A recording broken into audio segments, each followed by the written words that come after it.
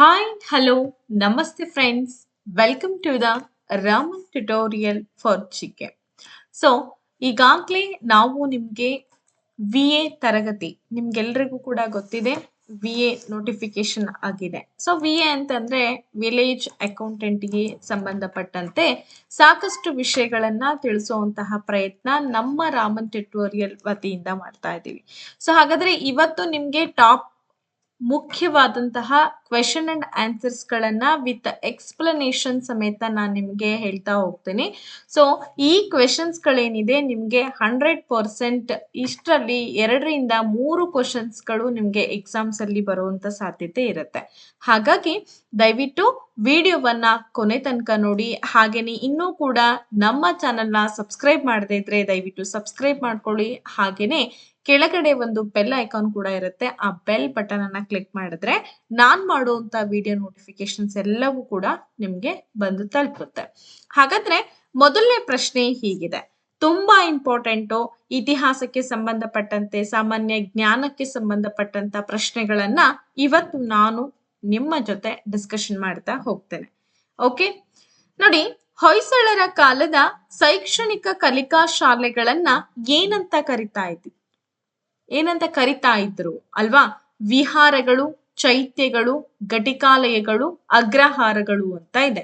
ನಿಮಗೆ ಗೊತ್ತಿರಬಹುದು, ಹೊಯ್ಸಳ ಸಾಮ್ರಾಜ್ಯ ಏನಿದೆ ನಮ್ಮ ಕರ್ನಾಟಕದ ಅತಿ ಒಂದು ಶ್ರೇಷ್ಠ ಸಾಮ್ರಾಜ್ಯ ಅಂತ ಕರಿತಾ ಇದ್ದೀವಿ. ಯಾಕೆ ಅಂತಂದ್ರೆ ಹೊಯ್ಸಳರು ಹಳೆಬೀಡನ್ನ ರಾಜಧಾನಿಯನ್ನಾಗಿ ಮಾಡಿಕೊಂಡು ಆಳ್ವಿಕೆಯನ್ನ ಮಾಡ್ತಾರೆ. ಅದಷ್ಟೇ ಅಲ್ದಂಗೆನೆ ಆ ಸಾಮ್ರಾಜ್ಯದಲ್ಲಿ ಬಂದಂತ ರಾಜ ವಿಷ್ಣುವರ್ಧನ ನಿಮ್ಗೆಲ್ರಿಗೂ ಕೂಡ ಗೊತ್ತಿರಬಹುದು ಅಂತ ಅನ್ಕೊಳ್ತೀನಿ. ವಿಷ್ಣುವರ್ಧನನ ಕಾಲದಲ್ಲಿ ಸಾಕಷ್ಟು ಬದಲಾವಣೆನೂ ಕೂಡ ಕಾಣುತ್ತೆ. ಹಾಗಾದ್ರೆ ನೋಡೋಣ, ಶೈಕ್ಷಣಿಕ ಕಲಿಕಾ ಶಾಲೆಗಳನ್ನ ಇವ್ರು ಏನಂತ ಕರಿತಾ ಇದ್ರು? ಎಸ್, ನೀವೆಲ್ಲರೂ ಕೂಡ ಗೆಸ್ ಮಾಡಿದೀರಾ ಅಂತ ಅನ್ಕೊಂಡಿದೀನಿ.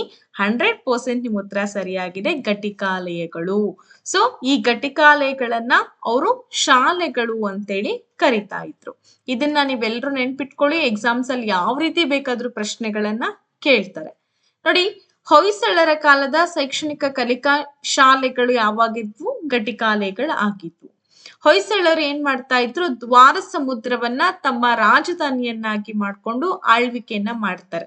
ಸೊ ದ್ವಾರ ಸಮುದ್ರ ಅಂದ್ರೆ ಇವಾಗ ಪ್ರಸ್ತುತದಲ್ಲಿ ಹಾಸನ್ ಜಿಲ್ಲೆ ಏನು ಹಳೆಬೀಡು ಬರುತ್ತೆ, ನಿಮಗೆ ಗೊತ್ತಿರಬಹುದು. ಹಳೆಬೀಡು ಅವರ ರಾಜಧಾನಿ ಆಗಿತ್ತು. ಈಗಲೂ ಕೂಡ ಹಳೆಬೀಡಿನಲ್ಲಿ ಅವರ ಕಲೆ, ವಾಸ್ತು ಶಿಲ್ಪ ಶೈಲಿಯನ್ನ ನಾವು ವೀಕ್ಷಣೆ ಮಾಡಬಹುದು. ಓಕೆನಾ? ಇದು ಇದಕ್ಕೆ ಸಂಬಂಧಪಟ್ಟಂತ ಮಾಹಿತಿ. ಹಾಗಾದ್ರೆ ಮುಂದಿನ ಪ್ರಶ್ನೆಗಳನ್ನ ನೋಡೋಣ. ಮುಂದಿನ ಪ್ರಶ್ನೆ ತುಂಬಾ ಇಂಟ್ರೆಸ್ಟಿಂಗ್ ಆಗಿದೆ, ಮತ್ತೆ ನಿಮ್ಗೆ ಎಕ್ಸಾಮ್ಸ್ ಅಲ್ಲಿ 100% ಈ ರೀತಿ ಪ್ರಶ್ನೆಗಳು ಬರುತ್ತೆ. ನೋಡಿ, ಪಟ್ಟಿ 1ರಲ್ಲಿನ ರೈಲ್ವೆ ವಲಯಗಳೊಂದಿಗೆ ಪಟ್ಟಿ 2ರಲ್ಲಿನ ಅವುಗಳ ಕೇಂದ್ರ ಕಾರ್ಯಸ್ಥಾನಗಳನ್ನ ಹೊಂದಿಸಿ.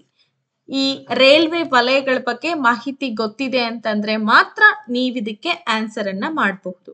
ಹಾಗಾದ್ರೆ ನೋಡಿ, ಪಟ್ಟಿ 1ರಲ್ಲಿ ರೈಲ್ವೆ ವಲಯಗಳಿದೆ, ಪಟ್ಟಿ 2ರಲ್ಲಿ ಏನಿದೆ? ಅವುಗಳ ಕೇಂದ್ರ ಕಾರ್ಯಸ್ಥಾನಗಳಿದೆ. ಸೊ ನೀವೇನ್ ಮಾಡ್ಬೇಕು? ಜೋಡಿಸಿ ಬರಿಬೇಕು. ಒಂದನೇದೇನಿದೆ? ಮಧ್ಯ ರೈಲ್ವೆ. ಎರಡನೇದೇನಿದೆ? ಪೂರ್ವ ಮಧ್ಯ ರೈಲ್ವೆ. ಮೂರನೇದೇನಿದೆ? ದಕ್ಷಿಣ ಮಧ್ಯ ರೈಲ್ವೆ, ಪಶ್ಚಿಮ ಮಧ್ಯ ರೈಲ್ವೆ. ಇವೆಲ್ಲವೂ ಕೂಡ ರೈಲ್ವೆ ವಲಯಗಳು. ಹಾಗಾದ್ರೆ ಇವುಗಳು ಕೇಂದ್ರ ಕಾರ್ಯಸ್ಥಾನ ಎಲ್ಲೆಲ್ಲಿದೆ ಅನ್ನೋದನ್ನ ನೀವೇನ್ ಮಾಡ್ಬೇಕು? ಗುರ್ತಿಸ್ಬೇಕು. ಹಾಜಿಪುರ್, ಜಬಲ್ಪುರ್, ಮುಂಬೈ, ಸಿಕಂದ್ರಾಬಾದ್, ಬಿಲಾಸ್ಪುರ್ ಅಂತ ಇದೆ. ಹಾಗಾದ್ರೆ ನಾವೀಗ ಇದಕ್ಕೆ ಒಂದು ಕೋಡ್ ಕೂಡ ಕೊಟ್ಟಿದ್ದಾರೆ. ಕೋಡ್ ಅನ್ನ ನೋಡೋದಾದ್ರೆ ನೋಡಿ, ಇಲ್ಲಿ ಇದೆ ನಿಮ್ಗೆ ಕೋಡು. ಸೊ ಏನ್ ಕೋಡ್ ಕೊಟ್ಟಿದ್ದಾರೆ ಇದೆಲ್ಲವನ್ನ ನೀವು ಗಮನಕ್ಕೆ ತೆಗೆದುಕೊಳ್ಳಿ. ಇದು ಕೂಡ ನಿಮ್ಮ ಎಕ್ಸಾಮ್ಸ್ಗೆ ತುಂಬಾನೇ ಇಂಪಾರ್ಟೆಂಟ್ ಆಗುತ್ತೆ. ನೋಡಿ, ಇಲ್ಲಿ ಈ ರೀತಿಯಾಗಿ ಕೋಡ್ ಅನ್ನ ಕೊಟ್ಟಿದ್ದಾರೆ. ಸೊ ನೀವೆಲ್ಲ ಗಮನಿಸ್ತಾ ಇದ್ದೀರಾ ಅಂತ ಅನ್ಕೊಂಡಿದೀನಿ. ಇದಕ್ಕೆ ಉತ್ತರ ಕೂಡ ಸರಿಯಾದ ಉತ್ತರ 1 ಅಂತ ನಾವು ಹೇಳ್ಬೋದು. ಇದು ಯಾಕೆ ಅಂತಾನು ಹೇಳ್ತೀನಿ. 3, 1, 4, 2. ಸೊ ಇದು ಏನಿದೆ? ಹಾಗಾದ್ರೆ ಇದ್ರ ಬಗ್ಗೆ ನಮಗೆ ಗೊತ್ತಿಲ್ಲ ಮೇಡಮ್ ಅಂತ ಅನ್ನೋದಾದ್ರೆ ನಾನು ಹೇಳ್ತೀನಿ. ಈ ಮಧ್ಯ ರೈಲ್ವೆ ಎಲ್ಲಿ ಕಂಡು ಬರುತ್ತೆ ಅಂದ್ರೆ ಮುಂಬೈನಲ್ಲಿ ಇದರ ಕಾರ್ಯಸ್ಥಾನವನ್ನ ನಾವು ಗಮನಕ್ಕೆ ತೆಗೆದುಕೊಳ್ಬಹುದು. ಇನ್ನು ಪೂರ್ವ ಮಧ್ಯ ರೈಲ್ವೆ ಏನಿದೆ ಅದು ಕಂಡು ಬರೋದು ನಮ್ಗೆ ಎಲ್ಲಿ ಅಂತಂದ್ರೆ ಹಾಜಿಪುರ್ನಲ್ಲಿ ಪೂರ್ವ ಮಧ್ಯ ರೈಲ್ವೆ ಕೇಂದ್ರ ಕಾರ್ಯಸ್ಥಾನ ಇದೆ. ಹಾಗೆ ದಕ್ಷಿಣ ಮಧ್ಯ ರೈಲ್ವೆ ಎಲ್ಲಿರ್ಬೋದು? ಜಬಲ್ಪುರ್ನಲ್ಲಿ ಇದೆನಾ ಅಥವಾ ಸಿಕಂದ್ರಾಬಾದ್ ನಲ್ಲಿ ಇದೆನಾ? ಎರಡೂ ಅಲ್ಲ, ಬಿಲಾಸ್ಪುರ್ನಲ್ಲಿ ನಮ್ಗೆ ದಕ್ಷಿಣ ಮಧ್ಯ ರೈಲ್ವೆ ಕಂಡ್ಬರುತ್ತೆ. ಹೌದಾ? ಬಿಲಾಸ್ಪುರ ಅಲ್ಲ, ಬಿಲಾಸ್ಪುರ್ ಅಲ್ಲ, ಸಿಕಂದ್ರಾಬಾದ್ನಲ್ಲಿ ದಕ್ಷಿಣ ಮಧ್ಯ ರೈಲ್ವೆ ಕಂಡ್ಬರುತ್ತೆ. ನೋಡಿ, ಇದು ಕರೆಕ್ಟ್. ಇದು ನೆನ್ಪಿಟ್ಕೊಳ್ಳಿ. ಇನ್ನ ಪಶ್ಚಿಮ ಮಧ್ಯ ರೈಲ್ವೆ ಏನಿದೆ ಅದೆಲ್ಲಿ ಕಂಡ್ಬರುತ್ತೆ ಅಂದ್ರೆ ಜಬಲ್ಪುರ್ನಲ್ಲಿ ಕಂಡ್ಬರುತ್ತೆ. ನೋಡಿ, ಹಾಗಾಗಿ ಒಂದನೇದಕ್ಕೆ ಮುಂಬೈ, ಎರಡನೇ ಒಂದು ರೈಲ್ವೆ ನಿಲ್ದಾಣಕ್ಕೆ ಯಾವ್ದು ತಗೊಂಡ್ವಿ ನಾವು? ಹಾಜಿಪುರ್. ಮೂರನೇದಕ್ಕೆ ಸಿಕಂದ್ರಾಬಾದ್. ಪಶ್ಚಿಮ ಮಧ್ಯ ರೈಲ್ವೆ ಎಲ್ಲಿ ಕಂಡ್ಬರುತ್ತೆ? ಜಬಲ್ಪುರ್ನಲ್ಲಿ ಕಂಡ್ಬರುತ್ತೆ. ಇದೆಲ್ಲ ನಿಮಗೆ ಪರ್ಫೆಕ್ಟ್ ಆಯ್ತು ಅಂತ ಅನ್ಕೊಳ್ತೀನಿ. ಈ ತರ ಇಂಪಾರ್ಟೆಂಟ್ ಮಾಹಿತಿಗಳನ್ನ ನೀವೆಲ್ಲರೂ ಕೂಡ ನೀಟಾಗಿ ಅರ್ಥ ಮಾಡ್ಕೊಂಡ್ರೆ ಮಾತ್ರ ಎಕ್ಸಾಮ್ಸ್ ನಲ್ಲಿ ಬರೀಲಿಕ್ಕೆ ಬರುತ್ತೆ. ನೋಡಿ, ಈ ರೈಲ್ವೆ ವಲಯಗಳು ಮತ್ತೆ ಅವುಗಳ ಸರಿಯಾದ ಕೇಂದ್ರ ಕಾರ್ಯಸ್ಥಾನಗಳು ಯಾವ ರೀತಿಯಲ್ಲಿದೆ ಅಂದ್ರೆ ಈ ರೀತಿಯಲ್ಲಿದೆ. ನೋಡಿ, ಮಧ್ಯ ರೈಲ್ವೆ ವಲಯ ಮುಂಬೈ, ಪೂರ್ವ ಮಧ್ಯ ರೈಲ್ವೆ ಬಿಹಾರದ ಹಾಜಿಪುರ್ನಲ್ಲಿದೆ. ದಕ್ಷಿಣ ಮಧ್ಯ ರೈಲ್ವೆ ವಲಯ ತೆಲಂಗಾಣದ ಸಿಕಂದ್ರಾಬಾದ್ ತುಂಬಾ ಫೇಮಸ್, ಗೊತ್ತಿರಬಹುದು ಅಂತ ಅನ್ಕೊಂಡಿದೀನಿ. ಪಶ್ಚಿಮ ಮಧ್ಯ ರೈಲ್ವೆ ವಲಯ ಮಧ್ಯಪ್ರದೇಶದ ಜಬಲ್ಪುರ್ನ ಕೇಂದ್ರ ಸ್ಥಾನ ಇದೆ. ಸೊ ಇದಿಷ್ಟು ಕೂಡ ಇವೆಲ್ಲವೂ ರೈಲ್ವೆ ವಲಯಗಳು ಮತ್ತು ಅವುಗಳಿರುವಂತ ಕಾರ್ಯಸ್ಥಾನಗಳು. ಒಟ್ಟಾರೆ ನಮ್ಮ ಭಾರತದಲ್ಲಿ ಸುಮಾರು 18 ರೈಲ್ವೆ ವಲಯಗಳಿದೆ. ಎಕ್ಸಾಮ್ಸ್ ಅಲ್ಲಿ ಕೇಳ್ತಾರೆ, ಭಾರತ ದೇಶದಲ್ಲಿ ಇರ್ತಕ್ಕಂತಹ ರೈಲ್ವೆ ವಲಯಗಳ ಸಂಖ್ಯೆ ಎಷ್ಟು ಅಂತಂದ್ರೆ 18 ರೈಲ್ವೆ ವಲಯಗಳು. ಫಸ್ಟ್ ಪೇಪರ್ ಇದನ್ನ ನೀವೆಲ್ಲರೂ ಓದ್ಕೊಳ್ಳೇಬೇಕು. ನೋಡೋಣ ಹಾಗಾದ್ರೆ. ಮೊದಲನೇದಾಗಿ ಉತ್ತರ ರೈಲ್ವೆ ವಲಯ. ಏನು 18 ರೈಲ್ವೆ ವಲಯಗಳ ಬಗ್ಗೆ ನಾನು ಹೇಳಿದೆ ನಿಮ್ಗೆ. ಸೊ ಈ ರೈಲ್ವೆ ವಲಯದ ಬಗ್ಗೆ ತಿಳಿತಾ ಇದ್ದೀವಿ. ಯಾವುದು ಬೇಕಾದ್ರೂ ಎಕ್ಸಾಮ್ಸ್ ಅಲ್ಲಿ ಕೇಳಬಹುದು ನಿಮ್ಗೆ. ಉತ್ತರ ರೈಲ್ವೆ ವಲಯ ದೆಹಲಿಯಲ್ಲಿ ಕಂಡುಬರುತ್ತೆ. ನಿಮಗೆ ಪ್ರಶ್ನೆ ಕೇಳ್ತಾರೆ, ಭಾರತದ ಉತ್ತರ ರೈಲ್ವೆ ವಲಯ ಯಾವ ಪ್ರದೇಶದಲ್ಲಿ ಕಂಡುಬರುತ್ತೆ ಅಥವಾ ಅದರ ಕೇಂದ್ರ ಕಚೇರಿ ಎಲ್ಲಿದೆ ಅಂದ್ರೆ ದೆಹಲಿಯಲ್ಲಿದೆ. ಬರ್ದಿಟ್ಕೊಳ್ಳಿ. ಈ ರೈಲ್ವೆ ವಲಯಗಳ ಮೇಲೆ 100% ಒಂದು ಕ್ವಶನ್ ನಿಮಗೆ PDO ಎಕ್ಸಾಮ್ ಆಗಿರ್ಬಹುದು, VA ಎಕ್ಸಾಮ್ಸ್ಗೆ ಬಂದೇ ಬರುತ್ತೆ. ಇನ್ನು ದಕ್ಷಿಣ ವಲಯ ಚೆನ್ನೈ ಅಥವಾ ತಮಿಳ್ನಾಡು, ಅಂದ್ರೆ ಅದು ತಮಿಳ್ನಾಡಿನಲ್ಲಿ ಬರುತ್ತೆ. ಇನ್ನ ಕೇಂದ್ರೀಯ ವಲಯ ಮುಂಬೈ ಮಹಾರಾಷ್ಟ್ರ, ಪಶ್ಚಿಮ ವಲಯ ಮುಂಬೈ, ಈಶಾನ್ಯ ವಲಯ ಗೋರಖ್ಪುರ್ ಉತ್ತರ ಪ್ರದೇಶ, ಈಶಾನ್ಯ ಗಡಿ ವಲಯ ಕೋಲ್ಕತ್ತಾ ಪಶ್ಚಿಮ ಬಂಗಾಳ, ಹಾಗೆ ಆಗ್ನೇಯ ವಲಯ ಗೌಹಾತಿ ಅಸ್ಸಾಂನಲ್ಲಿ ಕಂಡುಬರುತ್ತೆ. ದಕ್ಷಿಣ ಕೇಂದ್ರ ವಲಯ ಸಿಕಂದ್ರಾಬಾದ್, ಇದು ತೆಲಂಗಾಣದಲ್ಲಿದೆ ಸಿಕಂದ್ರಾಬಾದ್. ಪೂರ್ವ ಕೇಂದ್ರೀಯ ವಲಯ ಹಾಜಿಪುರ್ ಬಿಹಾರ್ನಲ್ಲಿ ಕಂಡುಬರುತ್ತೆ. ಇನ್ನ ವಾಯುವ್ಯ ವಲಯ ಜೈಪುರ್ ರಾಜಸ್ಥಾನದಲ್ಲಿ ಕಂಡುಬರುತ್ತೆ. ಪೂರ್ವ ಕರಾವಳಿ ವಲಯ ಭುವನೇಶ್ವರ್ ಒಡಿಸ್ಸಾದಲ್ಲಿ ಕಂಡುಬರುತ್ತೆ. ಉತ್ತರ ಕೇಂದ್ರ ವಲಯ ಅಲಹಾಬಾದ್ ಉತ್ತರ ಪ್ರದೇಶ್. ಆಗ್ನೇಯ ಕೇಂದ್ರ ವಲಯ ಬಿಲಾಸ್ಪುರ್ ಛತ್ತೀಸ್ಗಢ್ನಲ್ಲಿ ಬರುತ್ತೆ. ನೈಋತ್ಯ ಕೇಂದ್ರ ವಲಯ ಹುಬ್ಬಳ್ಳಿ ಕರ್ನಾಟಕದಲ್ಲಿ ಬರುತ್ತೆ. ಇನ್ನು ಪೂರ್ವ ವಲಯ ಕೋಲ್ಕತ್ತಾ ಪಶ್ಚಿಮ ಬಂಗಾಳದಲ್ಲಿ ಬರುವಂತದ್ದು. ಇದನ್ನ ನೀವು ಮರೆತ್ರಿ ಅಂದ್ರೆ ಬಹಳ ಕಷ್ಟ ಆಗ್ತದೆ. ಕೋಲ್ಕತ್ತಾ ವಲಯ ಕೋಲ್ಕತ್ತಾದಲ್ಲಿದೆ, ಇದು ಪಶ್ಚಿಮ ಬಂಗಾಳದಲ್ಲಿ ಬರುತ್ತೆ. ಪಶ್ಚಿಮ ಕೇಂದ್ರ ವಲಯ ಜಬ್ಬಲ್ಪುರ್ ಮಧ್ಯಪ್ರದೇಶದಲ್ಲಿದೆ. ಸೊ ನೋಡಿ, ದಕ್ಷಿಣ ಕರಾವಳಿ ರೈಲ್ವೆ ವಿಶಾಖಪಟ್ಟಣಂ ಆಂಧ್ರ ಪ್ರದೇಶ. ಇದಿಷ್ಟು ಕೂಡ ನಮ್ಮ ಭಾರತದ 18 ರೈಲ್ವೆ ವಲಯಗಳು. ಸೊ ಯಾರಿಗೆಲ್ಲ ಇದ್ರ ಬಗ್ಗೆ ಮಾಹಿತಿ ಗೊತ್ತಿಲ್ವೋ ತಿಳಿದುಕೊಳ್ಳಿ, ಎಕ್ಸಾಮ್ಸ್ ಅಲ್ಲಿ ಕೇಳ್ತಾರೆ. ನಿಮಗೆ ಈ ತರ ನೋಟ್ಸ್ಗಳು ಮತ್ತೆ ವಿಡಿಯೋಸ್ಗಳು, ರೆಕಾರ್ಡೆಡ್ ಲೈವ್ ವಿಡಿಯೋಸ್ ನಿಮ್ಗೆ ಈ ತರ ಅವಶ್ಯಕತೆ ಇದೆ, VA ಒಂದು ಪೋಸ್ಟ್ಗೆ ಮತ್ತೆ PDO ಪೋಸ್ಟಿಗೆ ಅವಶ್ಯಕತೆ ಇದೆ ಅಂತಂದ್ರೆ ನೀವು ನಮ್ಮನ್ನ ಕಾಂಟ್ಯಾಕ್ಟ್ ಮಾಡಬಹುದು. ನೋಡಿ, 8217670405 ಈ ನಂಬರ್ನ ಕಾಂಟ್ಯಾಕ್ಟ್ ಮಾಡಬಹುದು. ಹಾಗೇನೆ 6361153623 ನಂಬರ್ ಅನ್ನ ಕಾಂಟ್ಯಾಕ್ಟ್ ಮಾಡಿ ಆನ್ಲೈನ್ ಪೇಯ್ಡ್ ತರಗತಿಗೆ. ಓಕೆ, ಯಾರಿಗೆ ಇಂಟ್ರೆಸ್ಟ್ ಇದೆನೋ ಅವರಿಗೆ. ನೋಡಿ, ಕರ್ನಾಟಕದ ರಾಜ್ಯ ರೈಲ್ವೆ ನೈಋತ್ಯ ವಲಯಕ್ಕೆ ಸೇರಿದ್ ಯಾವಾಗ ಅಂದ್ರೆ 2003 ಏಪ್ರಿಲ್ 1ರಂದು ಇದು ಜಾರಿಗೆ ಬರುತ್ತೆ. ಇದಿಷ್ಟು ನೀವು ಮಾಹಿತಿಯನ್ನ ಕಲೆ ಹಾಕ್ಬೇಕಾಗತ್ತೆ. ಎಕ್ಸಾಮ್ ಅಂತ ಬಂದಾಗ ಬೇರೆ ಬೇರೆ ವೆರೈಟೀಸ್ ಆಫ್ ಕ್ವಶನ್ಸ್ ಅನ್ನ ನಿಮಗೆ ಕೇಳ್ತಾರೆ. ಸರಿ, ಹಾಗಾದ್ರೆ ಮೂರನೇ ಪ್ರಶ್ನೆಗೆ ಹೋಗೋಣ. ಮೂರನೇ ಪ್ರಶ್ನೆ ರೆಡಿ ಇದೆ ಅಂತ ಅನ್ಕೊಳ್ತೀನಿ. ನೋಡಿ, ಈ ಕೆಳಗಿನ ಯಾವ ಹೇಳಿಕೆಗಳು ಸರಿ ಇದೆ ಅಥವಾ ಇವೆ? ಒಂದು ಸರಿ ಇರಬಹುದು ಅಥವಾ ಎರಡೂ ಕೂಡ ಸರಿ ಇರಬಹುದು. ನೋಡೋಣ. ಮೊದಲನೇದೇನಿದೆ, ಕಾಶ್ಮೀರದಿಂದ ಅಸ್ಸಾಂವರೆಗೆ ಹಬ್ಬಿರುವಂತ ಹಿಮಾಚಲ ಪರ್ವತ ಶ್ರೇಣಿ ಸೈಬೀರಿಯಾದಿಂದ ಬೀಸುವಂತಹ ಶೀತಲ ಗಾಳಿಯಿಂದ ಭಾರತಕ್ಕೆ ರಕ್ಷಣೆಯನ್ನ ಒದಗಿಸಿದೆ. ಮೊದಲನೇ ಹೇಳಿಕೆ. ಎರಡನೇ ಹೇಳಿಕೆ ಏನಿದೆ, ಈಶಾನ್ಯ ಭಾಗದ ಪರ್ವತಗಳು ಎತ್ತರವಾಗಿರೋದ್ರಿಂದ ಪೂರ್ವದಿಂದ ದಾಳಿಕೋರರು ಭಾರತಕ್ಕೆ ಬರಲಾಗಲಿಲ್ಲ ಅಂತ ಇದೆ. ಮೂರನೇ ಹೇಳಿಕೆ ಏನಿದೆ, ವಾಯುವ್ಯ ಭಾಗದಲ್ಲಿ ಪರ್ವತ ಮಧ್ಯಮ ಕೆಳ ಹಂತದಲ್ಲಿ ಇರುತ್ತಿದ್ದ ಪರಿಣಾಮವಾಗಿ ಮಧ್ಯ ಏಷ್ಯಾದ ದಾಳಿಕೋರರು ಭಾರತದೊಳಗೆ ಪ್ರವೇಶಿಸಲು ಸಾಧ್ಯವಾಯಿತು ಅಂತ 3 ಹೇಳಿಕೆಗಳನ್ನ ಕೊಟ್ಟಿದ್ದಾರೆ. ಈ 3ರಲ್ಲಿ ಯಾವುದು ಸರಿ ಇದೆ, ಯಾವುದು ತಪ್ಪಿದೆ ಅನ್ನೋದನ್ನ ನೀವು ಗುರುತಿಸ್ಬೇಕು. ಆಯ್ಕೆಗಳು ಹೀಗಿದೆ ನೋಡಿ, 1 ಮಾತ್ರ, 1 ಮತ್ತು 2 ಮಾತ್ರ, 1 ಮತ್ತು 3 ಮಾತ್ರ, 1, 2 ಹಾಗೇನೆ 3 ಅಂತ ಇದೆ. ಅಫ್ಕೋರ್ಸ್ ನೀವೆಲ್ಲರೂ ಕೂಡ ಕಮೆಂಟ್ ಅಲ್ಲಿ ತಿಳಿಸಿ, ಸೊ ಯಾವ್ದು ಸರಿ ಆಗುತ್ತೆ, ಯಾವ್ದು ತಪ್ಪಾಗುತ್ತೆ ಅಂತ ಹೇಳ್ಬಿಟ್ಟು ನಾನು ಕೂಡ ನಿಮ್ಗೆ ಉತ್ತರವನ್ನ ಈಗ ಹೇಳ್ತೇನೆ. ನೀವೆಲ್ಲ ಗೆಸ್ ಮಾಡಿರ್ತೀರಾ ಅಂತ ಅನ್ಕೊಂಡಿದೀನಿ. 1, 2 ಹಾಗೂ 3 ಕೂಡ ಇಲ್ಲಿ ಸರಿಯಾಗಿದೆ. ನಿಮಗೆ ಗೊತ್ತಿದೆ, ಹಿಮಾಲಯ ಪರ್ವತ ಏನಪ್ಪಾ ಅಂತಂದ್ರೆ ಬಹಳ ದಟ್ಟವಾಗಿ ರಚನೆ ಆಗಿದೆ. ಹಾಗೇನೆ ಅದು ಸೈಬೀರಿಯಾದಿಂದ ಬರ್ತಕ್ಕಂಥ ಶೀತಲ ಗಾಳಿಯಿಂದ ನಮ್ಮ ಭಾರತಕ್ಕೆ ರಕ್ಷಣೆಯನ್ನ ನೀಡಿದೆ. ಅದೊಂಥರ ನ್ಯಾಚುರಲ್ ವಾಲ್ ಇದ್ದಂಗೆ ನಾವು ಅಲ್ವಾ. ಈಶಾನ್ಯ ಭಾಗದ ಪರ್ವತಗಳು ಬಹಳಷ್ಟು ಎತ್ತರವಾಗಿರೋದ್ರಿಂದ ಪೂರ್ವದಿಂದ ದಾಳಿ ಮಾಡೋದಕ್ ಸಾಧ್ಯ ಇಲ್ಲ. ದಾಳಿಕೋರರು ಪೂರ್ವದಿಂದ ಬರೋದಕ್ಕಾಗಲ್ಲ. ಸೊ ಅದಕ್ಕೆ ನಮ್ದು ಒಂಥರ ನೈಸರ್ಗಿಕವಾಗಿ ನಾವು ಕಟ್ಕೊಂಡಂತ ರಾಷ್ಟ್ರ ಅಂತ ಹೇಳಿ ಗುರುತಿಸ್ತೀವಿ.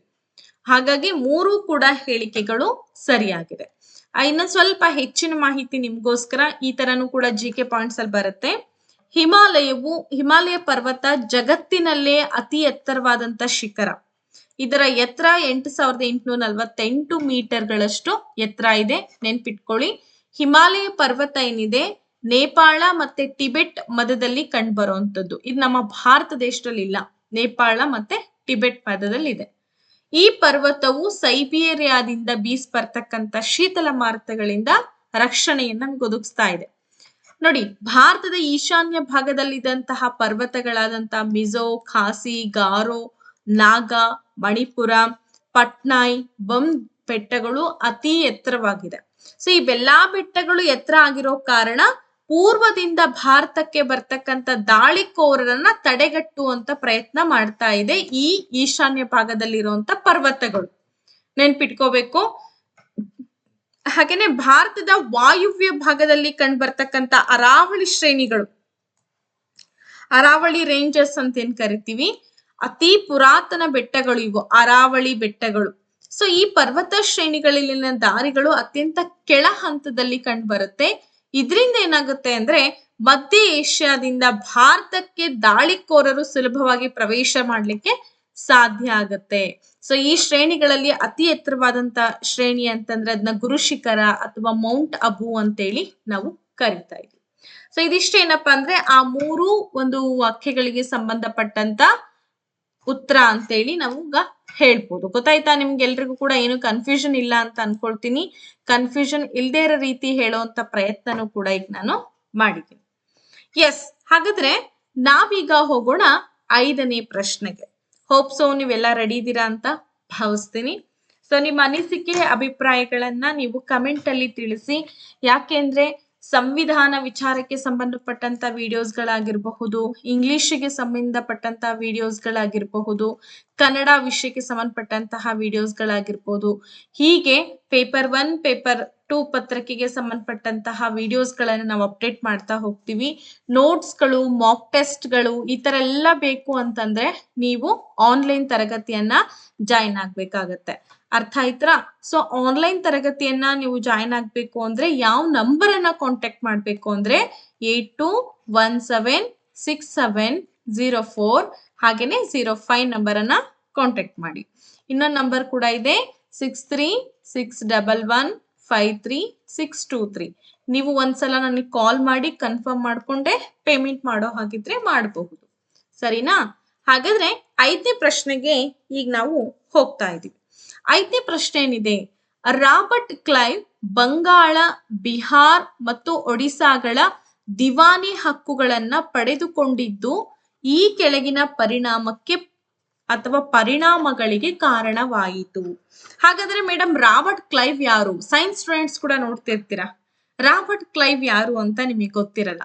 ರಾಬರ್ಟ್ ಕ್ಲೈವ್ ಯಾರು ಅಂತಂದ್ರೆ ಬ್ರಿಟಿಷ್ ನ ಒಂದು ಗವರ್ನರ್ ಜನರಲ್ ಆಗಿ ಭಾರತಕ್ಕೆ ಎಂಟ್ರಿ ಕೊಟ್ಟಿರ್ತಾನೆ.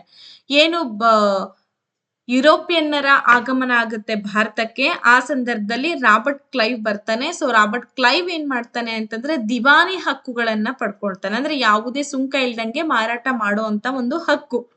ಅದು ಬಂಗಾಳ, ಬಿಹಾರ್ ಮತ್ತೆ ಒಡಿಸ್ಸಾಗಳ ಮೇಲೆ ಪಡ್ಕೊಂಡಿರ್ತಾರೆ. ಸೊ ಹೀಗ್ ಪಡ್ಕೊಂಡ ಮೇಲೆ ಏನಾಯ್ತು, ಇದರ ಪರಿಣಾಮಗಳಿಗೆ ಏನೇನ್ ಕಾರಣ ಆಯ್ತು ಅಂತ ನೋಡೋಣ. ಇಂಗ್ಲಿಷರಿಗೆ ಅಪಾರ ಹೆಚ್ಚುವರಿ ಆದಾಯವನ್ನು ತಂದುಕೊಡುತ್ತೆ. ಕಾನೂನು ವ್ಯವಸ್ಥೆಯ ಮೇಲೆ ಅವರಿಗೆ ನಿಯಂತ್ರಣವನ್ನ ಒದಗಿಸುತ್ತೆ. ರಕ್ಷಣಾ ವ್ಯವಸ್ಥೆಯ ಹಕ್ಕು ದಿವಾನನ ಕೈ ತಪ್ಪಿ ಇಂಗ್ಲಿಷರ ಮಾರ್ಗವಾಗುತ್ತೆ ಅಂತ ಇದೆ. ಹಾಗಾದ್ರೆ ಈ ಮೂರಲ್ಲಿ ಕೂಡ ಯಾವುದು ಸರಿಯಾಗಿದೆ ನೋಡಿ. 1 ಮಾತ್ರ, 1 ಹಾಗೂ 2 ಮಾತ್ರ, 2 ಹಾಗೂ 3 ಮಾತ್ರ, 1, 2, 3 ಅಂತ ಇದೆ. ಹಾಗಾದ್ರೆ ಇಲ್ಲಿ ಸರಿಯಾದಂತ ಉತ್ತರವನ್ನ ನೀವೀಗ ಆಯ್ಕೆ ಮಾಡ್ಕೋಬೇಕು. ಏನಿದೆ ಹಾಗಾದ್ರೆ? ಎಸ್ ನೋಡಿ ನೀವಿಲ್ಲಿ. ಸೊ ಈ ಎಲ್ಲ ಕರೆಕ್ಟ್ ಆಗಿ ತಿಳ್ಕೊಬೇಕು. ದಿವಾನಿ ಹಕ್ಕುಗಳನ್ನ ಪಡ್ಕೊಂಡಿರೋ ಕಾರಣ ಏನಾಯ್ತು, ಯಾವ ಪರಿಣಾಮಗಳು ಉಂಟಾಗತ್ತೆ ಅನ್ನೋದು ನಮಗೆ ಬೇಕಾಗಿದೆ ಅಲ್ವಾ. ಸೊ ನಮ್ಮ ರಾಜರು ಏನ್ ಮಾಡ್ಬಿಡ್ತಾರೆ, ಪರ್ಮಿಷನ್ ಇಲ್ದಂಗೆನೆ ದಿವಾನಿ ಹಕ್ಕನ್ನ ಕೊಟ್ಬಿಡ್ತಾರೆ. ಸೊ ಇಲ್ಲಿ ನೋಡಿ 1 ಮಾತ್ರ ಇಲ್ಲಿ ಸರಿಯಾಗಿದೆ. 1 ಏನ್ ಹೇಳುತ್ತೆ ಅಂದ್ರೆ ಇಂಗ್ಲಿಷರು ಅಪಾರವಾದಂತ ಹೆಚ್ಚುವರಿ ಆದಾಯವನ್ನ ತಂದ್ಕೊಡುವಂತ ಒಂದು ವ್ಯವಸ್ಥೆ ಆಗತ್ತೆ. ಯಾಕೆಂದ್ರೆ ಯಾವುದೇ ಸುಂಕ ಇಲ್ದಂಗೆ ಮಾರುಕಟ್ಟೆ ಮಾಡಕ್ ಶುರು ಮಾಡ್ಬಿಟ್ರಲ್ಲ. ಸುಂಕ ಅಂದ್ರೆ ತೆರಿಗೆ ಅಂತ ಕರಿತಾ ಇದೀವಿ ನೋಡಿ. ಬಂಗಾಳದ ಪ್ರಾಂತ್ಯದ ಪ್ರಪ್ರಥಮ ಗವರ್ನರ್ ಅಂತಂದ್ರೆ ಅವನು ರಾಬರ್ಟ್ ಕ್ಲೈವ್, ನಿಮ್ಗೆಲ್ಲ ನೆನ್ಪಿರ್ಬೇಕು. ಸೊ ಏನು ಪ್ಲಾಸಿ ಕದನವನ್ನ ಇವನ ಒಂದು ಅಂಡರ್ ಅಲ್ಲಿ ಮಾಡ್ತಾನೆ. ಬಕ್ಸರ್ ಕದನ ಆಗಿರಬಹುದು. ನಮ್ಮ ಭಾರತದ ಜೊತೆಗೆ ಪ್ರಪ್ರಥಮ ಯುದ್ಧವನ್ನ ಮಾಡಿದಂತ ಒಬ್ಬ ಗವರ್ನರ್. ಸೊ ಬ್ರಿಟಿಷರ ಪರವಾಗಿ ಮಾಡ್ತಾನೆ. ಸಿರಾಜ್ ಉದ್ ದೌಲನ ಜೊತೆಗೆ ಮಾಡ್ತಾನೆ. ರಾಬರ್ಟ್ ಕ್ಲೈವ್ ಮತ್ತೆ ಸಿರಾಜ್ ಉದ್ ದೌಲನ ನಡುವೆ ಆದಂತಹ ಕದನವನ್ನೇ ಪ್ಲಾಸಿ ಕದನ ಅಂತ ಕರಿತೀವಿ ನೋಡಿ. 1764ರಲ್ಲಿ ಬಕ್ಸಾರ್ ಕದನ ಕೂಡ ಆಗತ್ತೆ. ಪ್ಲಾಸಿ ಕದನದ ನಂತರ ಬಕ್ಸಾರ್ ಕದನ ಆಗತ್ತೆ. ಸೊ ಪ್ಲಾಸಿ ಕದನ ಎಷ್ಟರಲ್ಲಾಯ್ತು, 1757ರಲ್ಲಿ ಆಗತ್ತೆ. ಬಟ್ ಬಕ್ಸಾರ್ ಕದನ 1764ರಲ್ಲಿ ಆಗತ್ತೆ. ತುಂಬಾ ಇಂಪಾರ್ಟೆಂಟ್, ಅದಕ್ಕೋಸ್ಕರ ಬಹಳ ಒತ್ತಿ ಹೇಳ್ತಾ ಇದೀನಿ ನಾನು. ಈ ಬಕ್ಸರ್ ಕದನ ನಂತರ ಏನಾಯ್ತು, ಅಲಹಾಬಾದ್ ಒಪ್ಪಂದವನ್ನ ಕೂಡ ಮಾಡ್ಕೊಳ್ತಾನೆ. ಅಷ್ಟ್ರಲ್ಲಿ ಏನಾಯ್ತು ಅಂದ್ರೆ ಕಂಪ್ಲೀಟ್ ಆಗಿ ಬಂಗಾಳ ಪ್ರಾಂತ್ಯ ಸಂಪೂರ್ಣವಾಗಿ ಬ್ರಿಟಿಷರ ಅಂಡರ್ ಅಲ್ಲಿ ಬಂದ್ಬಿಡುತ್ತೆ. ಎಸ್, ಇದು ನಾವು ತಿಳಿತಾ ಹೋಗೋಣ. ಇನ್ನು ಈ ಒಪ್ಪಂದದ ಅನ್ವಯ ಏನಾಯ್ತು ಅಂದ್ರೆ 1765ರಲ್ಲಿ ಬಂಗಾಳ ಪ್ರಾಂತ್ಯದಲ್ಲಿ ದ್ವಿಮುಖ ಸರ್ಕಾರ, ಒಂದು ಗವರ್ನಮೆಂಟ್ ಅಂತ ಕರಿತಾ ಇದೀವಿ, 2 ಸರ್ಕಾರಗಳು. ಈ ದ್ವಿಮುಖ ಸರ್ಕಾರ ಪದ್ಧತಿ ಅನ್ವಯ ಬ್ರಿಟಿಷ್ ಏನ್ ಮಾಡ್ತಾರೆ ಅಂದ್ರೆ ಈ ಬಂಗಾಳ, ಬಿಹಾರ ಮತ್ತೆ ಒರಿಸ್ಸಾ, ಸೊ ಈ 3 ಪ್ರಾಂತ್ಯದ ಭೂಕಂದಾಯ ಪಡಿತಕ್ಕಂತ ದಿವಾನಿ ಹಕ್ಕನ್ನ ಪಡ್ಕೊಳ್ತಾರೆ. ಸೊ ಈ ತರ ದಿವಾನಿ ಹಕ್ಕನ್ನ ಪಡ್ಕೊಂಡ ಮೇಲೆ ಏನಾಯ್ತಪ್ಪ ಅಂದ್ರೆ ಈಸ್ಟ್ ಇಂಡಿಯಾ ಕಂಪನಿಗೆ ಆದಾಯದ ಪ್ರಮಾಣ ಜಾಸ್ತಿ ಆಗತ್ತೆ. ದ್ವಿ ಸರ್ಕಾರ ಅಂದ್ರೆ ನಿಮಗೆ ಗೊತ್ತಿರಬಹುದು. ಆದಾಯವನ್ನೆಲ್ಲವನ್ನ ಪಡ್ಕೊಳ್ಳೋ ಅಂತ ಹಕ್ಕು ಒಬ್ರಿಗಿರುತ್ತೆ, ಇನ್ನ ಅದನ್ನ ಮೇಂಟೈನ್ ಮಾಡುವಂತ ಹಕ್ಕು ಒಬ್ರಿಗಿರುತ್ತೆ. ಸೊ ನಮಗೆ ಯಾವುದೇ ಆದಾಯ ಇಲ್ಲದೆ ಇರ್ತಕ್ಕಂತ ಹಕ್ಕನ್ನ ಕೊಟ್ಟು ಬ್ರಿಟಿಷ್ ಏನ್ ಮಾಡಿದ್ರು, ಸಂಪೂರ್ಣವಾಗಿ ಭೂಕಂದಾಯ ಪಡಿತಕ್ಕಂತ ದಿವಾನಿ ಹಕ್ಕನ್ನ ಪಡ್ಕೊಳ್ತಾರೆ. ಇದ್ರ ಮೂಲಕ ಬಂದಂತ ಹಣವನ್ನೆಲ್ಲವೂ ಕೂಡ ಏನಾಗುತ್ತೆ, ಈಸ್ಟ್ ಇಂಡಿಯಾ ಕಂಪನಿಗೆ ಹೋಗುತ್ತೆ. ಅದರ ಆದಾಯದ ಪ್ರಮಾಣನೂ ಕೂಡ ಜಾಸ್ತಿ ಆಗ್ತಾ ಹೋಯ್ತು. ಗೊತ್ತಾಯ್ತು ಅಂತ ಅನ್ಕೊಂಡಿದೀನಿ. ಇದೆಲ್ಲ ಸ್ವಲ್ಪ ಕಂಪ್ಲೀಟ್ ಹಿಸ್ಟ್ರಿ ಓದಿದ್ರೆ ನಿಮ್ಗೆ ಇದೇನ್ ತುಂಬಾ ಈಸಿ ಅಂತ ಅನ್ಸ್ಬಿಡುತ್ತೆ. ಬಟ್ ನಾಟ್ ಟು ವರಿ, ನೀವೇನು ಇಲ್ಲಿ ಕಂಪ್ಲೀಟ್ ಹಿಸ್ಟ್ರಿ ಏನು ಓದೋ ಅವಶ್ಯಕತೆ ಇಲ್ಲ. ಅವ್ರು ಏನ್ ಹೇಳಿದಾರೆ ಅದನ್ನ ನೀಟಾಗಿ ಓದ್ಕೊಂಡ್ರೆ ಸಾಕಾಗತ್ತೆ ಅಲ್ವೇನ್ರಿ. ಬರ್ರಿ ಹೋಗೋಣ. ನೆಕ್ಸ್ಟ್ ಪ್ರಶ್ನೆ ನೋಡಿ, 6ನೇ ಪ್ರಶ್ನೆ ಏನಕ್ಕೆ ಸಂಬಂಧಪಟ್ಟಿದೆ ಅಂತಂದ್ರೆ ಒಂದು ಹೇಳಿಕೆ ಇದೆ. ಜನಸಾಮಾನ್ಯರೇ ಈ ದೇಶದ ಆಶಾ ಕಿರಣ, ದೈಹಿಕವಾಗಿ ಮತ್ತು ನೈತಿಕವಾಗಿ ಮೇಲ್ವರ್ಗದ ಜನರು ಸತ್ತ ಹೆಣದಂತೆ. ಈ ಹೇಳಿಕೆಯನ್ನ ಕೊಟ್ಟವರು ಯಾರು?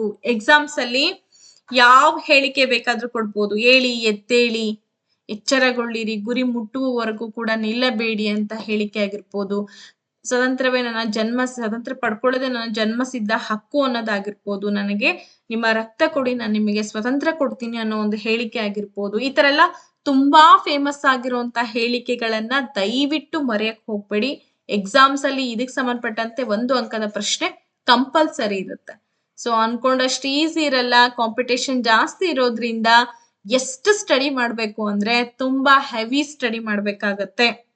ನೋಡಿ, ಬಾಲ್ ಗಂಗಾಧರ್ ತಿಲಕ್ ಇದಾರೆ, ಗೋಪಾಲ್ ಕೃಷ್ಣ ಗೋಖಲೆ, ಸ್ವಾಮಿ ವಿವೇಕಾನಂದ ಅವರು, ಮತ್ತೆ ಮಹಾತ್ಮ ಗಾಂಧೀಜಿ ಅವರು ಇದ್ದಾರೆ. ಹಾಗಾದ್ರೆ ಈ ಹೇಳಿಕೆಯನ್ನ ಕೊಟ್ಟಂತವ್ರು ಯಾರು ಅಂದ್ರೆ ನನ್ ಅದರ್ ದ್ಯಾನ್ ಸ್ವಾಮಿ ವಿವೇಕಾನಂದ ಅವರು. ಚಿಕಾಗೋ ಸಮ್ಮೇಳನದಲ್ಲಿ ಭಾಷಣವನ್ನ ಮಾಡೋ ಸಂದರ್ಭದಲ್ಲಿ ನಿಮಗೆ ಗೊತ್ತಿದೆ, sisters and brothers of America ಅಂತ ಹೇಳಿ ಕರೆದು ಇಡೀ ವಿಶ್ವ ಮೆಚ್ಚುವಂತಹ ವಾಕ್ಯವನ್ನ ನೀಡಿದಂತಹ ಸಂತರು ಅಂತ ನಾವ್ ಇವರನ್ನ ಕರಿತಾ ಇದ್ವಿ. ಸ್ವಾಮಿ ವಿವೇಕಾನಂದ ಅವರು ಜನವರಿ 12ನೇ ತಾರೀಕು ನಾವೇನು ಯುವ ಒಂದು ದಿನಾಚರಣೆ ಅಂತ ಆಚರಣೆ ಮಾಡ್ತೀವಿ, ಸೊ ಆವಾಗ ಜನಿಸ್ತಾರೆ. 1893ರಲ್ಲಿ ಚಿಕಾಗೋದ ವಿಶ್ವ ಧರ್ಮ ಸಮ್ಮೇಳನದಲ್ಲಿ ಐತಿಹಾಸಿಕ ಭಾಷಣವನ್ನ ಮಾಡಿ ಇಂದಿಗೂ ಕೂಡ ಅವರ ಹೆಸರು ಅಜರಾಮರವಾಗಿ ಉಳಿಸ್ಕೊಂಡಿದ್ದಾರೆ. ಓಕೆ, ಇನ್ನ ಸ್ವಾಮಿ ವಿವೇಕಾನಂದ ಅವರು ಕೋಲ್ಕತ್ತಾದ ಬೇಲೂರು ಅಂತಕ್ಕಂಥ ಒಂದು ಊರಲ್ಲಿ ರಾಮಕೃಷ್ಣ ಮಿಷನ್ ಅನ್ನ ಆರಂಭ ಮಾಡ್ತಾರೆ 1897 ಮೇ ತಿಂಗಳು 1ನೇ ತಾರೀಕು. ನೆನ್ಪಿಟ್ಕೊಳ್ಳಿ. ಸೊ ಇದನ್ನು ಕೂಡ ಎಕ್ಸಾಮ್ಸ್ ಅಲ್ಲಿ ಕೇಳೋ ಸಾಧ್ಯತೆ ಇರುತ್ತೆ. ಓಕೆ, ನೆಕ್ಸ್ಟ್ ಕ್ವಶನ್ಗೆ ಹೋಗೋಣ. ಅಸ್ಪೃಶ್ಯತೆಯನ್ನ ರದ್ದುಪಡಿಸ್ತಕ್ಕಂಥ ವಿಧಿ ಯಾವುದು? ಇದು ಸಂವಿಧಾನಕ್ಕೆ ಸಂಬಂಧಪಟ್ಟಂತಹ ಪ್ರಶ್ನೆ. ಯಾರಿಗೆ ನಿಮಗೆಲ್ಲ ಗೊತ್ತಿರಲ್ವೋ ಕ್ಲೀನ್ ಆಗಿ ಅಚ್ಚುಕಟ್ಟಾಗಿ ತಿಳ್ಕೊಳ್ಳುವಂತ ಪ್ರಯತ್ನವನ್ನ ಮಾಡ್ತಾ ಹೋಗಿ. ಹಾಗಾದ್ರೆ ವಿಧಿ 14, ವಿಧಿ 19, 17 ಮತ್ತೆ 21 ಅಂತ ಇದೆ. ಎಸ್, ನೀವೆಲ್ಲ ಗೆಸ್ ಮಾಡ್ತಾ ಇದ್ದೀರಾ ಅನ್ಕೊಂಡಿದೀನಿ. ಓಕೆ, ಆಲ್ಮೋಸ್ಟ್ ಸರಿಯಾದಂತ ಉತ್ತರವನ್ನ ಕೊಡೋ ಪ್ರಯತ್ನದಲ್ಲಿದ್ದೀರಾ.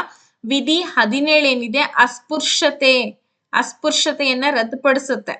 ನೋಡಿ, ನಮ್ಮ ಸಂವಿಧಾನದ ಭಾಗ 3ರಲ್ಲಿ 12ರಿಂದ 35ನೇ ವಿಧಿಗಳೇನಿದೆ ಮೂಲಭೂತ ಹಕ್ಕುಗಳು.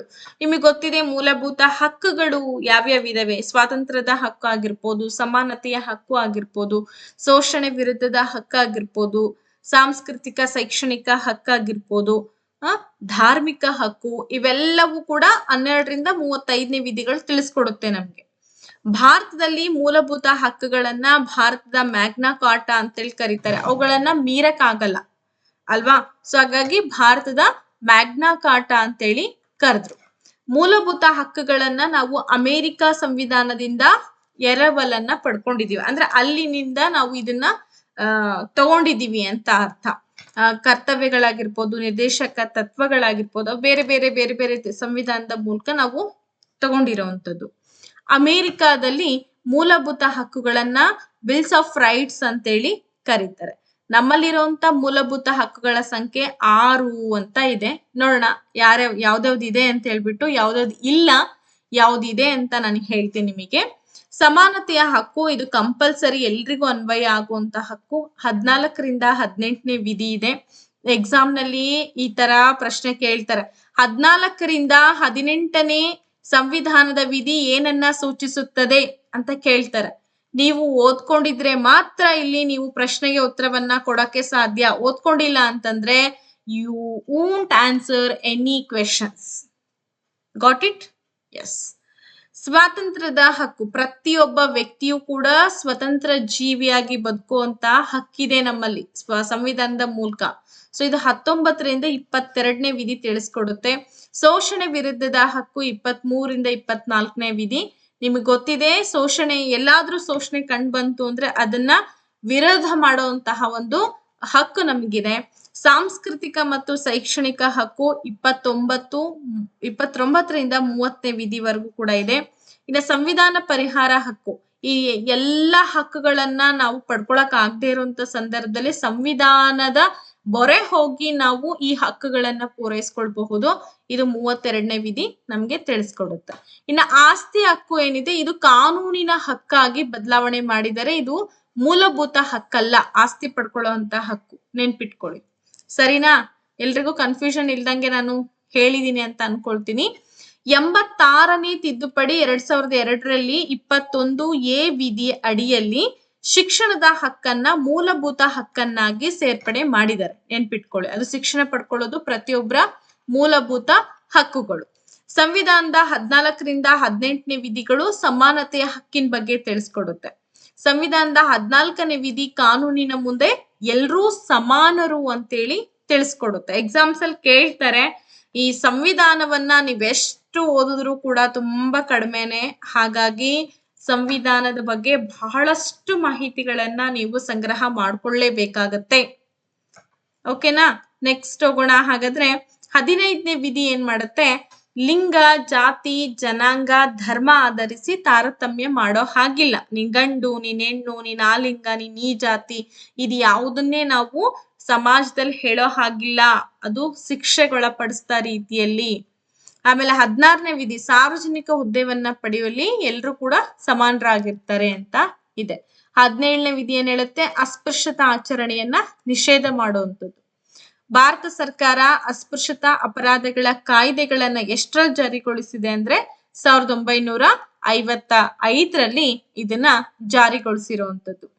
ಇನ್ನು ನಮ್ಮ 18ನೇ ವಿಧಿ ಏನ್ ಹೇಳುತ್ತೆ ಅಂದ್ರೆ ಬಿರುದು ಬಾವಳಿಗಳ ಸ್ವೀಕಾರ ನಿಷೇಧ. ನೋಡಿ, ಏನಾದ್ರೂ ನಾವು ಬಿರುದನ್ನ ತಗೊಳ್ಳೋದು, ಅದನ್ನ ನಾವು ಸ್ವೀಕಾರ ಮಾಡದೇ ಇರೋದು ನಿಷೇಧ ಮಾಡುವಂತ ಹಕ್ಕು 18ನೇ ವಿಧಿಗಿದೆ. ಸರಿನಾ? ಎಲ್ರಿಗೂ ಕೂಡ ತುಂಬಾ ಡೀಟೇಲ್ ಅಂತ ಅನ್ಸಿದೆ ಅಂತ ಅನ್ಕೊಳ್ತೀನಿ. ಯಾವುದೇ ಒಂದು ಪರೀಕ್ಷೆಗೆ ತಯಾರಿ ನಡೆಸ್ತಾ ಇದ್ದೀರಾ ಅಂದ್ರೆ ಕೇವಲ ಒಂದು ಪ್ರಶ್ನೆ ಒಂದು ಉತ್ತರ ಅಂತ ಓದ್ಕೊಳ್ಳೋದಲ್ಲ, ಅದಕ್ಕೆ ಸಂಬಂಧಪಟ್ಟಂತ ಹೆಚ್ಚುವರಿ ಮಾಹಿತಿಗಳನ್ನ ತಿಳಿದುಕೊಳ್ಳೋಕೆ ಪ್ರಯತ್ನ ಮಾಡ್ಬೇಕು.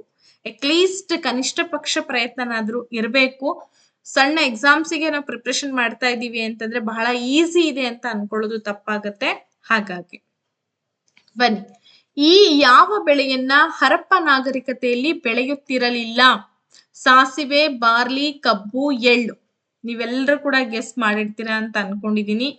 ಯಾಕೆಂದ್ರೆ ಅಲ್ಲಿ ಏನ್ ಬೆಳಿತಾ ಇದ್ರು, ಏನ್ ಬೆಳಿತಾ ಇಲ್ಲ ಅಂತಂದ್ರೆ ಕಬ್ಬನ್ನ ಅವರು ಬೆಳಿತಾ ಇರ್ಲಿಲ್ಲ. ಯಾಕೆಂದ್ರೆ ಕಬ್ಬಿನ ಬಗ್ಗೆ ಅವ್ರಿಗೆ ಗೊತ್ತಿರ್ಲಿಲ್ಲ. ಸಾಸಿವೆ, ಬಾರ್ಲಿ, ಎಳ್ಳು ಇಷ್ಟನ್ನು ಕೂಡ ಅವರು ಬೆಳಿತಾ ಇದ್ರು. ಓಕೆ, ಇದನ್ನ ನೆನ್ಪಿಟ್ಕೊಳ್ಳಿ. ಅವ್ರಿಗೆ ಏನಪ್ಪಾ ಅಂದ್ರೆ ಗೋಧಿ ಬಗ್ಗೆ, ಬಾರ್ಲಿ ಬಗ್ಗೆ, ಸಾಸಿವೆ, ಎಳ್ಳು ಇದೆಲ್ಲವೂ ಕೂಡ ಆ ನಾಗರಿಕತೆಯಲ್ಲಿ ಕಂಡುಬರುವಂತ ಪ್ರಮುಖ ಆಹಾರಗಳು. ಭಾರತದ ಮೊಟ್ಟ ಮೊದಲ ಮತ್ತೆ ಪುರಾತನ ನಾಗರಿಕತೆ ಅಂದ್ರೆ ಹರಪ್ಪ, ನೆನ್ಪಿಟ್ಕೊಳ್ಳಿ. ಓಕೆ, ಇದು ಪ್ರಮುಖ ಒಂದು ನಿವೇಶನಗಳು, ಉತ್ಖನನಗಳ ಮೂಲಕ ಸಿಕ್ಕಿರುವಂತಹ ಪ್ರಮುಖ ನಿವೇಶನಗಳು ಅಂದ್ರೆ ಲೋತಾಲ್. ಇದು ಗುಜರಾತ್ ನಲ್ಲಿ ಕಂಡುಬರುವಂತಹ ಒಂದು ಪ್ರದೇಶ. ಹಡಗುಕಟ್ಟೆ ದೊರೆತಂತ ಸ್ಥಳ ಈ ಲೋತಾಲ್ ಏನಿದೆ, ಇಲ್ಲಿ ಬಂದರು ಅಂತ ನಾವು ಕರಿತಾ ಇದೀವಿ. ಇದ್ರ ಮೂಲಕ ಅವ್ರು ಏನ್ ಮಾಡ್ತಾ ಇದ್ರು, ಸಮುದ್ರ ಮಾರ್ಗದ ಮೂಲಕ ಅವರು ವ್ಯಾಪಾರ ವಹಿವಾಟನ್ನ ಮಾಡ್ತಾ ಇದ್ರು ಅನ್ನೋದು ನಮಗೆ ಗೊತ್ತಾಗತ್ತೆ. ಇದನ್ನ ಹಡಗುಕಟ್ಟೆ ನಮ್ಗೆ ದೊರೆತಂತ ಸ್ಥಳ ಲೋತಾಲಲ್ಲಿ. ನೃತ್ಯ ನಾಡುವಂತಹ ನರ್ತಕಿಯ ಪ್ರತಿಮೆ ಎಲ್ಲಿ ಸಿಗ್ತಿದೆ ಅಂತಂದ್ರೆ ಮೆಹೆಂಜೋದಾರದಲ್ಲಿ ಪತ್ತೆ ಆಗಿದೆ. ಸತ್ತವರ ದಿಬ್ಬ ಅಥವಾ ಮಡಿದವರ ದಿಬ್ಬ ಅಂತ. ಮೆಹೆಂಜೋದಾರೋ ಅಂತಂದ್ರೆ ಏನಿಲ್ಲಿ ಅದರ ಅರ್ಥ ಸತ್ತವರ ದಿಬ್ಬ ಅಥವಾ ಮಡಿದವರ ದಿಬ್ಬ ಎಂಬ ಅರ್ಥವನ್ನ ಕೊಡುತ್ತೆ. ಮೆಹೆಂಜೋದಾರೋ ಕೂಡ ಒಂದು ನಗರ. ಹರಪ್ಪ ಹೇಗ್ ನಗರನೋ ಹಂಗೆ ಮೆಹೆಂಜೋದಾರೋ ಕೂಡ ಒಂದು ನಗರ. ಇವೆಲ್ಲವೂ ಕೂಡ ಉತ್ಖನನಗಳ ಮೂಲಕ ಸಿಕ್ಕಿರೋವಂಥದ್ದು. ನೆಕ್ಸ್ಟ್ ಕ್ವಶನ್, ಕಾಂಗ್ರಾ ಕಣಿವೆ ಎಲ್ಲಿ ಕಂಡು ಬರುತ್ತೆ? ನಿಮ್ಗೆ ಜಾಗ್ರಫಿ ಬಗ್ಗೆ ಗೊತ್ತಿದೆ ಅನ್ನೋದಾದ್ರೆ ಈ ಪ್ರಶ್ನೆ ಈಸಿಯಾಗಿ ನೀವು ಆನ್ಸರ್ ಅನ್ನ ಮಾಡ್ತೀರಾ. ಸೊ ಕಾಂಗ್ರಾ ಕಣಿವೆ ಎಲ್ಲಿ ಕಂಡು ಬರುತ್ತೆ? ಹಾಗಾದ್ರೆ ಹರಿಯಾಣ, ಹಿಮಾಚಲ ಪ್ರದೇಶ, ಪಂಜಾಬ್ ಮತ್ತೆ ಜಮ್ಮು ಕಾಶ್ಮೀರ ಅಂತ ಇದೆ. ಸೊ ನೀವೆಲ್ಲ ಗೆಸ್ಟ್ ಮಾಡಿರ್ತೀರಾ. ಆನ್ಸರ್ ಅನ್ನು ಕೂಡ ನೀವು ಕಮೆಂಟ್ ಅಲ್ಲಿ ತಿಳಿಸ್ತಿದ್ದೀರಾ ಅಂತ ಅನ್ಕೊಂಡಿದೀನಿ. ಅಫ್ಕೋರ್ಸ್ ಉತ್ತರ ಎಲ್ಲಿ ಕಂಡು ಬರುತ್ತೆ? ಇದು ಹಿಮಾಚಲ ಪ್ರದೇಶದಲ್ಲಿ ಕಂಡು ಬರುತ್ತೆ ಕಾಂಗ್ರಾ. ನೋಡಿ, ಕಾಂಗ್ರಾ ಕಣಿವೆ ಅನ್ನೋದು ಹಿಮಾಚಲ ಪ್ರದೇಶದಲ್ಲಿ ಇದೆ. ಇದು ಮಧ್ಯ ಹಿಮಾಲಯ ಶ್ರೇಣಿ. ಹಿಮಾಲಯವನ್ನ 3 ಭಾಗಗಳಾಗಿ ವಿಂಗಡಿಸ್ತೀವಿ. ಒಂದು ಮಹಾ ಹಿಮಾಲಯ, ಮಧ್ಯ ಹಿಮಾಲಯ ಮತ್ತೆ ಶಿವಾಲಿಕ್ ಬೆಟ್ಟಗಳು. ಸಮತಟ್ಟಾದಂತಹ ಬೆಟ್ಟಗಳು ಶಿವಾಲಿಕ್ ಬೆಟ್ಟಗಳು. ಸೊ ಇದು ಕಾಂಗ್ರಾ ಕಣಿವೆ ಎಲ್ಲಿ ಕಂಡು ಬರುತ್ತೆ? ಈ ಮಧ್ಯ ಹಿಮಾಲಯದಲ್ಲಿ ಕಂಡು ಬರುತ್ತೆ. ಓಕೆ, ಇನ್ನು ಟಿಬೆಟ್ ನ ಧರ್ಮಗುರುವಾದಂತಹ ದಲೈ ಲಾಮಾರವರು ಆಶ್ರಮವಾದಂತಹ ಧರ್ಮಶಾಲೆನೂ ಕೂಡ ಇಲ್ಲಿ ಕಂಡು ಬರುತ್ತೆ. ಹಾಗಾದ್ರೆ ಪ್ರಮುಖ ಕಣಿವೆಗಳ ಬಗ್ಗೆ ಒಂದು ಚೂರ್ ಮಾಹಿತಿ ಕೊಡ್ತೀನಿ. ನಾಳೆ ಬೇರೆ ಬೇರೆ ಒಂದು ಕ್ವಶನ್ಸ್ ಅನ್ನ ಕೇಳೋ ಸಾಧ್ಯತೆ ಇರುತ್ತೆ. ತುಂಬಾ ಇಂಟ್ರೆಸ್ಟಿಂಗ್ ಆಗಿದೆ, ದಯವಿಟ್ಟು ನೆಗ್ಲೆಕ್ಟ್ ಮಾಡಬಾರ್ದು ಯಾರು ಕೂಡ. ಬಲಿಹಾಲ್ ಮಾರ್ಗ, ಇದು ಪೀರ್ ಪಂಜಾಲ್ ಶ್ರೇಣಿ ಮೂಲಕ ಹಾದು ಹೋಗುವಂಥದ್ದು. ಪುಷ್ಪ ಮಾರ್ಗ ಅಥವಾ ಫ್ಲವರ್ ವ್ಯಾಲಿ ಮಾರ್ಗ ಅಂತಲೂ ಕೂಡ ಕರಿತೀವಿ. ಇದೇನು ಅಂದ್ರೆ ಪ್ರಪಂಚದಲ್ಲಿ ಅತ್ಯಂತ ಉದ್ದವಾದಂತಹ ಪುಷ್ಪ ಕಣಿವೆ ಅಂತ ಹೇಳಿ ಕರಿತಾ ಇದೀವಿ. ಅಂದ್ರೆ ಫ್ಲವರ್ ನಿಂದ ಕೂಡಿರುವಂತಹ ಒಂದು ಕಣಿವೆ. ಹಾಗಾದ್ರೆ ಇದು ಎಲ್ಲಿ ಕಂಡು ಬರುತ್ತೆ ಈ ಕಣಿವೆ ಅಂದ್ರೆ ಉತ್ತರಾಖಂಡದಲ್ಲಿ ಕಂಡು ಬರುತ್ತೆ. ಮಿಸ್ ಮಾಡ್ಕೋಬೇಡಿ, ಹೇಳ್ತಾ ಇದ್ದೀನಿ. ನಾಥುಲ್ಲಾ ಕಣಿವೆ ಮಾರ್ಗ ನಿಮಗೆ ಗೊತ್ತಿರಬಹುದು, ಇದನ್ನ ರೇಷ್ಮೆ ಮಾರ್ಗ, ಸಿಲ್ಕ್ ರೂಟ್ ಅಂತಲೂ ಕೂಡ ಕರೀತಾರೆ. ಇದೊಂದು ಹಳೆಯ ರೇಷ್ಮೆ ಮಾರ್ಗ ಅಂತೇಳಿ ಕರಿತೀವಿ. ಇದು ಏನನ್ನ ಕೂಡ್ಸುತ್ತೆ ಅಂತಂದ್ರೆ ಭಾರತ ಮತ್ತೆ ಚೀನಾದ ನಡುವಿನ ರೇಷ್ಮೆ ವ್ಯಾಪಾರವನ್ನ ಈ ಮಾರ್ಗದಲ್ಲಿ ನಡೆಸ್ತಾ ಇದ್ರು. ಹಾಗಾಗಿ ಇದನ್ನ ರೇಷ್ಮೆ ಮಾರ್ಗ ಅಂತಲೂ ಕೂಡ ಕರಿತೀವಿ.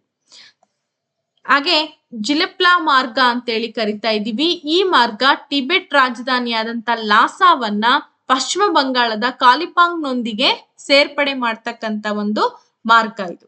ಇನ್ನ ಖೈಬರ್ ಕಣಿವೆ ಎಲ್ರಿಗೂ ಕೂಡ ಗೊತ್ತಿರ್ಬೋದು ಅಂತ ಅನ್ಕೊಂಡಿದ್ದೀನಿ. ಈ ಖೈಬರ್ ಕಣಿವೆ ಏನಿದೆ ಪಾಕಿಸ್ತಾನ್ ಅಫ್ಘಾನಿಸ್ತಾನದ ಗಡಿ ಭಾಗದಲ್ಲಿ ಕಂಡು ಬರುತ್ತೆ. ಉತ್ತರದ ಕಿರ್ತಾರ್ ಮತ್ತೆ ಉತ್ತರದ ಸುಲೈಮಾನ್ ಶ್ರೇಣಿಯ ಉದ್ದಕ್ಕೂ ಕೂಡ ಹಬ್ಬಿರುವಂತಹ ಒಂದು ಮಾರ್ಗ ಇದು. ಬನಿಹಾಲ್ ಕಣಿವೆ ಮಾರ್ಗ ಜಮ್ಮು ಕಾಶ್ಮೀರದಲ್ಲಿ ಕಂಡು ಬರುತ್ತೆ. ಸೊ ಇದು ಎಲ್ಲಿ, ಯಾಕೆ, ಏನು ಅಂತಂದ್ರೆ ಈ ರಸ್ತೆ ಏನಿದೆ ಪೀರ್ ಪಂಜಾಲ್ ಶ್ರೇಣಿಯಲ್ಲಿ ಕಂಡು ಬರುವಂತದ್ದು. ಜಮ್ಮುವಿನಿಂದ ಕಾಶ್ಮೀರಕ್ಕೆ ಸಂಪರ್ಕವನ್ನ ಕಲ್ಪಿಸ್ತಕ್ಕಂತ ಒಂದು ಶ್ರೇಣಿಗೆ ಬನಿಹಾಲ್ ಕಣಿವೆ ಮಾರ್ಗ ಅಂತೇಳಿ ನಾವು ಗುರುತಿಸ್ತೀವಿ. ಏನೇನೋ ಹೇಳ್ತಿದಾರಲ್ಲ, ಇದು ನಿಮ್ಮ ಸಂಬಂಧಪಟ್ಟಂತ ವಿಷಯಕ್ಕೆ ಸಂಬಂಧಪಟ್ಟಂತೆ ನಾನು ಡಿಸ್ಕಷನ್ ಮಾಡ್ತಾ ಇದ್ದೀನಿ. ಒಂದು ನೋಟ್ ತಗೊಳ್ಳಿ, ವಿಡಿಯೋ ಕಂಪ್ಲೀಟ್ ಆಗಿ ನೋಡಿದ್ರೆ ಮಾತ್ರ ನಾನು ಏನ್ ಹೇಳ್ತಾ ಇದ್ದೀನಿ ಅನ್ನೋದು ಅರ್ಥ ಆಗುತ್ತೆ. ವಿಡಿಯೋ ಕಂಪ್ಲೀಟ್ ಆಗಿ ನೋಡಿಲ್ಲ ಅಂತಂದ್ರೆ ಲಾಸ್ ಅನ್ಭವಿಸೋರು ನೀವೇನೆ. ನೋಡಿ, ಚಂಕನ್ ಕಣಿವೆ ಮಾರ್ಗ ಇದು ಅರುಣಾಚಲ ಪ್ರದೇಶ ಮತ್ತೆ ಮಯನ್ಮಾರ್ ಗಳಿಗೆ ಸಂಪರ್ಕವನ್ನ ಕಲ್ಪಿಸುವಂತ ಮಾರ್ಗ. ಕೇಳ್ತಾರೆ ಪ್ರಶ್ನೆ, ಚಂಕನ್ ಕಣಿವೆ ಮಾರ್ಗ ಯಾವ ಯಾವ ಪ್ರದೇಶಗಳನ್ನ ಸಂಪರ್ಕಿಸುತ್ತೆ? ಕಾಶ್ಮೀರದ ಬುರ್ಜಿಲ್, ಜೋಜಿಲಾ, ಹಿಮಾಚಲ ಪ್ರದೇಶದ ಬಾರಾಪಾಲ್ಸ್ ಇವೆಲ್ಲವೂ ಕೂಡ ಇಲ್ಲಿನ ಪ್ರಮುಖ ಕಣಿವೆ ಮಾರ್ಗಗಳು. ಇನ್ನ ಕಾರಾಕೋರಂ ಶ್ರೇಣಿಗಳ ಬಗ್ಗೆ ನೀವೆಲ್ಲರೂ ಕೂಡ ತಿಳ್ಕೊಂಡಿರಬಹುದು ಅಂತ ಅನ್ಕೊಳ್ತೀನಿ. ಈ ಕಾರಾಕೋರಂ ಶ್ರೇಣಿ ಏನಿದೆ ಕೈಲಾಸ ಪರ್ವತಗಳು ಕೂಡ ಇಲ್ಲಿ ಇರೋದನ್ನ ನಾವು ಕಾಣ್ತಾ ಇದೀವಿ.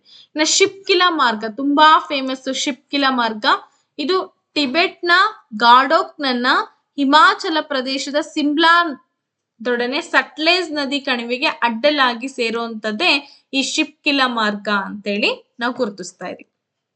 ಹೋಪ್ಸೋ ನಿಮಗೆಲ್ಲವನ್ನ ಸಂಪೂರ್ಣವಾಗಿ ಕ್ವಶನ್ಸ್ ಗಳು ಸ್ವಲ್ಪ ಆಗಿದ್ರು ಕೂಡ ನಿಮ್ಗೆ ಟಾಪ್ 10 ಕ್ವೆಶನ್ಸ್ ಗಳನ್ನ ಇವತ್ತು ನಾನು ಡಿಸ್ಕಷನ್ ಮಾಡುವಂತ ಪ್ರಯತ್ನ ಮಾಡಿದೀನಿ.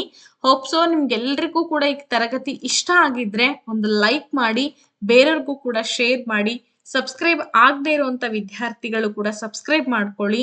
ಹಾಗೆ ಟೆಲಿಗ್ರಾಮ್ ಅನ್ನ ಜಾಯಿನ್ ಆಗ್ಬೇಕು ಅಂದ್ರೆ ವಿಡಿಯೋದ ಕೆಳಗಡೆ ಡಿಸ್ಕ್ರಿಪ್ಷನ್ ಬಾಕ್ಸ್ ಕೂಡ ಇದೆ, ಜಾಯಿನ್ ಆಗಬಹುದು. ಪೇಡ್ ಕ್ಲಾಸ್ ಜಾಯಿನ್ ಆಗ್ಬೇಕು ಅಂದ್ರೆ ಇಲ್ಲಿ ನಂಬರ್ ಕೂಡ ಕೊಟ್ಟಿದ್ದೀನಿ. ಯಾರಿಗೆ ಇಂಟ್ರೆಸ್ಟ್ ಇದೆನೋ ಅವರಿಗೆ ಒತ್ತಾಯ ಇರೋದಿಲ್ಲ. ಸರಿ, ಹಾಗಾದ್ರೆ ಇವತ್ತಿನ ಈ ತರಗತಿಯಲ್ಲಿ ಮುಗಿಸ್ತಾ ಇದ್ದೀನಿ. ಮುಂದಿನ ತರಗತಿ ಬೇಕು ಅನ್ನೋದಾದ್ರೆ ಪ್ರತಿಯೊಬ್ರು ಕಮೆಂಟ್ ಮಾಡಿ, ಕಮೆಂಟ್ ಅಲ್ಲಿ ತಿಳಿಸುವಂತ ಪ್ರಯತ್ನ ಮಾಡಿ. Okay, thank you, take care, bye bye.